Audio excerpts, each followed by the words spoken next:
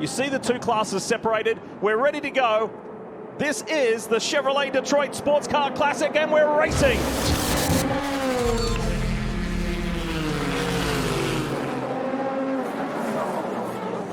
Look at the mad scramble, going for position. Nick Yellerly leads them into turn 3. Blomqvist takes the wide run around turn 3 there, trying to coexist with his teammate. He tucks in nicely. So Acura's 1-2, BMW's 2-3. Philippe Albuquerque, that blue car in the middle of the pack, there's made a nice early move and split the two Porsches. Little contact there, on the move, on the attack. In the 7, Nick Tandy then on the inside. Albuquerque really aggressive on this opening lap, making some moves. This car's come alive early. Look at this in the 40. Delatraz there pushing his way through as well. Frantic opening lap as you'd expect. Look at the tail end of the GTP cars. You can see the GTD Pro cars are all over them. Their tires come to life a little bit quicker. That could be an issue for those two Fords running up front. A little bit of debris on the racetrack. Will this bring out a caution? Sure Local does. caution. We are full course yellow. It sure does. So we're hearing that it may have come off the Pratt Miller Motorsports Corvette, the number 4 of Tommy Milner, who started ahead of teammate Antonio Garcia. If you look at the left rear of Tommy's car, this shot will show it better. There it is. Have a look from Antonio Garcia's view, up ahead at the sister car. Sneaking up the inside of the 77 there of Klaus Bachler. That's where it got torn off there. This is where they come onto the front stretch, and we'll see green. We're back to racing in the Chevrolet Detroit Sports Car Classic. Nick Yellerly leads the way over Tom Blomqvist. Sheldon van der Linde is the first of the BMWs. And here is the 4. Driver change is crucial. Energy fill is minimal with only 5 minutes burned on the clock. Trying to repair that car. Getting this driver change done is really tricky, Lee, because you're suddenly in pit lane. There's no big long lead into the pit lane. You make the corner and you're immediately in your pit box. No chance to really prepare. Big move here down the inside. That's Nick Tandy making a move there on Sheldon van der Linde for P3. He is showing us again that passing is indeed possible. And turn 3 is a hot spot. It's a key zone to get it done. And that Porsche 963 is moving up. Despite some balance of performance change since the last race, most identified with that is the 963 and the BMW M Hybrid V8. They got less power, more weight, but they're still punching maybe above their weight. Yeah, and I think what we're looking at is something that all of the teams have been scratching their head about these Porsche Penske machines, how they turn their tires on so quickly in the run, on restarts, after pit stops, and we're seeing that come to its head once again here in the early laps here at Detroit. This is what happened to Neil Verhagen. Top of your screen there, he just goes on. He did tell me earlier today that brakes may be a concern. Whether that was that or that was just driver error, but you can see how frustrated he is. Yeah, he is so disappointed because that strategy is suddenly gone upside down with that delay, getting the car turned back around. And you have to wonder if he was thinking of coming into the pits and mimicking some of the other manufacturers who made that early pit stop, if he was distracted there, maybe trying to get his belts loosened up in time. And the 64 has been serviced and sent, Kev. And they don't have to gamble as much and hope for cautions. They're in much better fuel position than everyone else. So Sebastian Priaulx won the pole, did his job. Mike Rockefeller got in. He told me, car's really good. I don't think we're the fastest, but I'll definitely take track position over the fastest car in this situation. Here we go. I'm going to have to watch this closely. We know their driver changes are super fast. So Nick Tandy is out. Brazil's Felipe Nasr climbing aboard the 7. This is the duo that won the Rolex 24 at Daytona and leads this championship. Serviced and sent. Now, where is it in relation to Renger van der Zande? Top of the screen, you're on board with Renger van der Zande. He's coming down the front stretch. Nasr now has to turn it into turn 1. Van der Zande has to be on it. Nasr has to get in a rhythm immediately because that 93 car is coming after him. Onto the back stretch, almost 3/4 of a mile in length.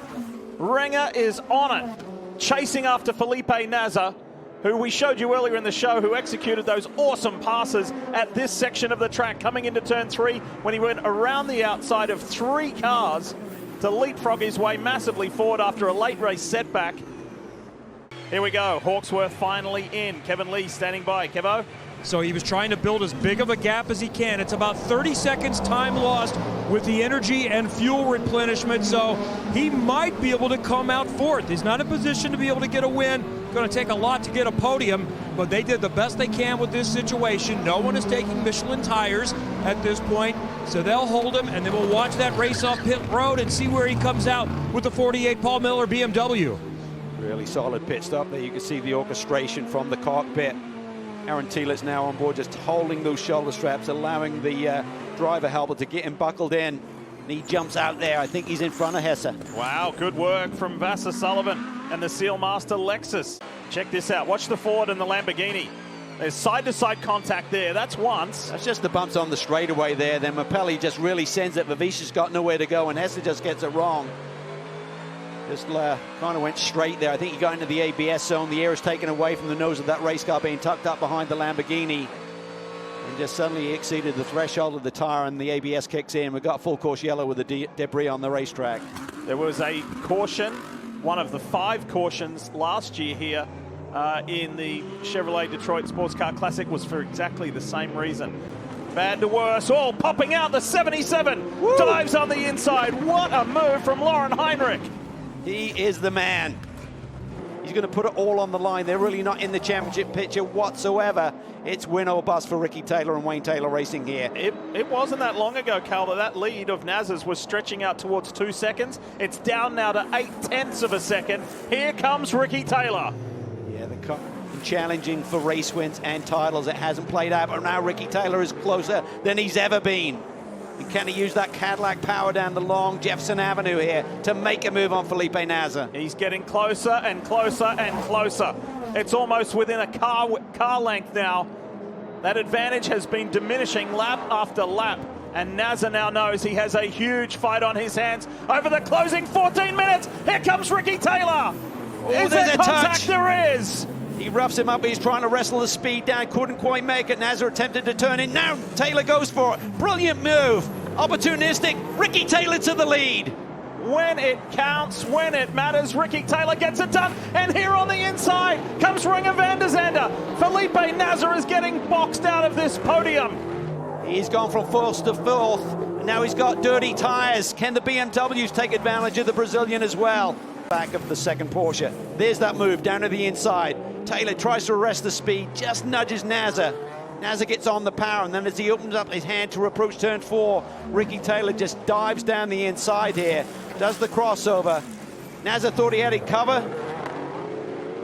And the most opportunistic, I thought, was Renger van der Zande, Cal, diving down the hill, and he got on the inside. Now this pass here is under review from race control. Yeah, you're going to have moments like this in a street fight. That's what it's all about. There we see it from the onboard. It is really tight. You could see him. You could see him up on the nose of the car, trying to slow the car down. And Nasr basically has the lead. As you go to the next corner, it's game on as far as I'm concerned. You've had a reset. You didn't gain that position by the little bump in the previous corner. Here's Renger van der Zande on the inside. Look at this move. This is where they were roughing Felipe Nasr up. Nasr's probably in the wrong gear because he's been slowed so much as well. He's on the dirty part of the racetrack. I thought the BMWs were going to pounce as well, Lee. No action from race control with the Ricky Taylor Felipe Nasr turn 3 incident. Katzberger's flying, Lee. He's gotten around Thielitz. Now he's closed in on Heinrich immediately. There's still just under 10 minutes to go in this race. Can he climb that second Corvette up into a podium position? The Dutchman is an ace behind the wheel of this Corvette. Damage on the back left, but it's not affecting his speed. A move is coming. A move is brewing. Watch this. Into turn 3. Heinrich is going to hug the inside. Nicky says, I'll go the outside. Does he do a late switchback?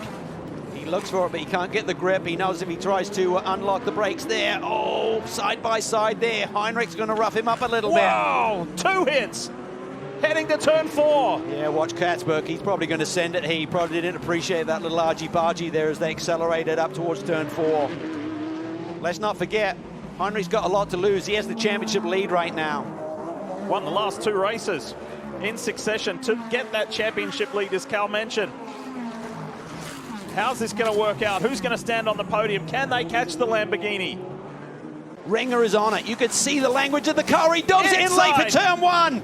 Oh, look at that! Ringer van der Zande just threw it in there. You could see the behavior of that race car as he came through 8 and 9. He was really squeezing on the power to get close enough to Ricky Taylor to be able to make that move. Sensational stuff by the Dutchman. And he's not hanging around either.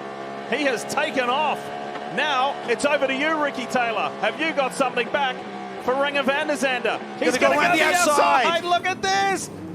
Tries to do what Felipe Nasr did a year ago. Didn't quite work that time. Tell you what, there could be some argy-bargy between these two. Both drivers are going to put it all on the line. It's win or bust. Ricky Taylor tries to surprise Ringer van der Zande, and van der Zande locks up a little bit. If these two tangle, the Porsche pair will be there to pick up the pieces. Time running out. 2.5 minutes left here in Detroit. Ringer goes on the inside of Mappelli and clears him. Ricky tries to get the run up the hill. He's going to have to wait. He's going to have to be patient. You can't drive over the top of that Lamborghini in front of you. Now he's looking for a good, clean exit. Blue flags everywhere. Ringer's getting the run. He is getting the run through traffic. Clears Mike Rockenfeller. That's our GTD Pro leader right there between van der Zande and Ricky Taylor. The next car back is Alex Sims, sits second in class. Then the two Penske Porsche machines. Taylor will look to get on the inside of Rockenfeller. He does. Turn 4. Clean. Nicely done. Less than 2 minutes on the clock. Contact there between the Lamborghini of Mappelli and one of the Porsches. I think that was Nasr. This is tense. What a fight. What a fight for the victory. Ringer van der Zande leads, and now it's a clear track for Ricky Taylor to try and do something about him. Lee, he set that up perfectly. I could see in the preceding corners before he made the move that he was just wringing the neck of the Acura. Now Nasr looks to the inside on his teammate down into turn 3. Little nudge there too. Felipe Nasr on Mathieu Jaminet. This fight's intense. The top 2 in the championship. Inside the last 2 laps here in Detroit. This has worked out really well for our GTD Pro leader. Look at Rockenfeller. He's got a bundle of GTP cars between he and Alex Sims. Could pave the way for their victory.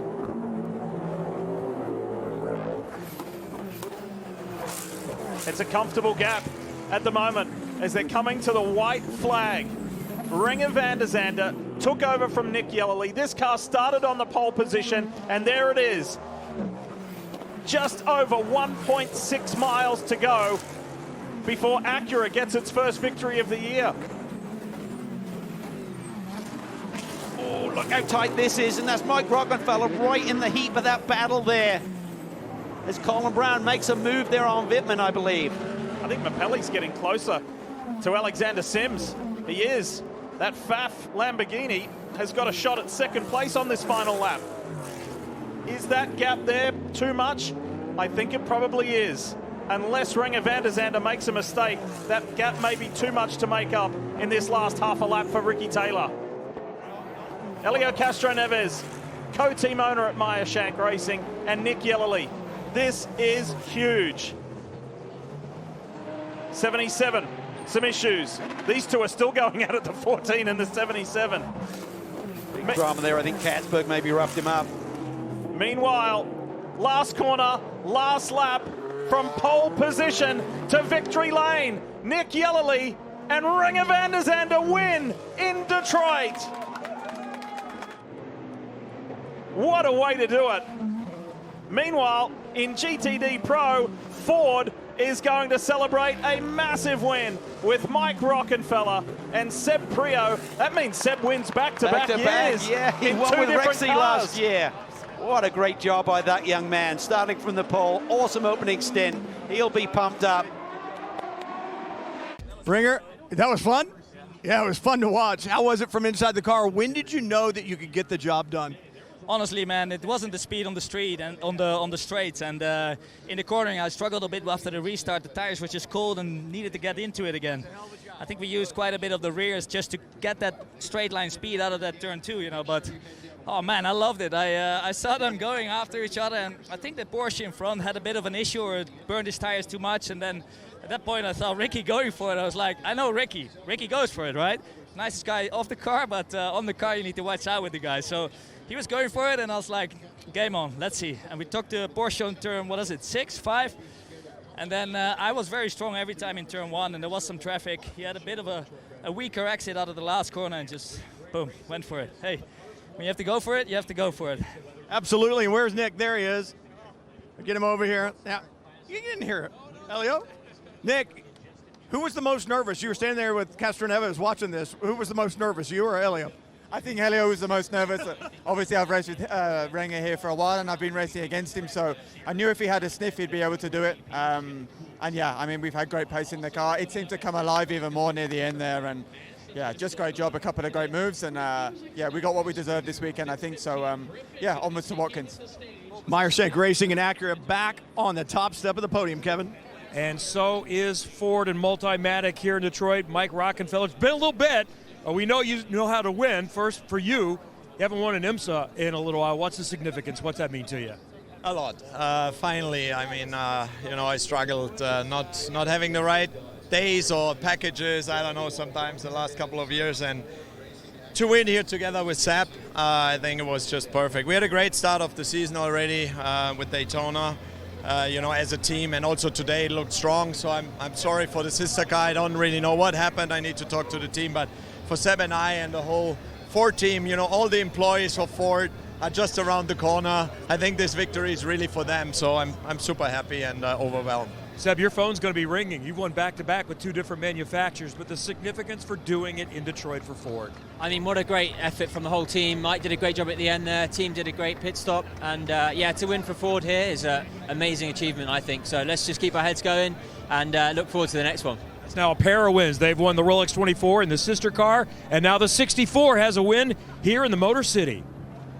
Awesome performance. The BMW M Motorsport results were rolling through at the bottom of your screen. Do need to tell you that there's some penalties being handed out. The 25, the 4, and the 77. They'll be answering some questions from race control as we bring you the updated driver standings. Yeah, and as you can see with that podium finish for the number 6, they actually eaten into that championship lead. So Nasser and Tandy off the podium for the first time this season. Our championship leaders, however, heading to the 6 hours of the Glen. Just got an update on those penalties I was talking about. They've each been added 17 seconds to their race time. Obviously that was conduct, on track conduct. Ironically, the 4 and the 77 turned each other, both got a penalty and dropped them further down the order. Here's GTD Pro, and have a look at that. I mean, I think the race really reflected how jumbled up qualifying was, and it all got sorted out in the race, but it was just as spectacular. And the points have been mixed nicely, but it's still the 77 AO Racing Porsche of Klaus Bachler and Lauren Heinrich at the top by 31 over the Pratt Miller Motorsports Corvette. And then the winners today, Priaulx and Rockenfeller, up into third. That's and awesome. they've just showcased they can win at tracks like this as well, so it could be an awesome season for Ford as Mike Rockenfeller talks to the whole group. Edsel Ford there, big time fan and advocate of this racing program.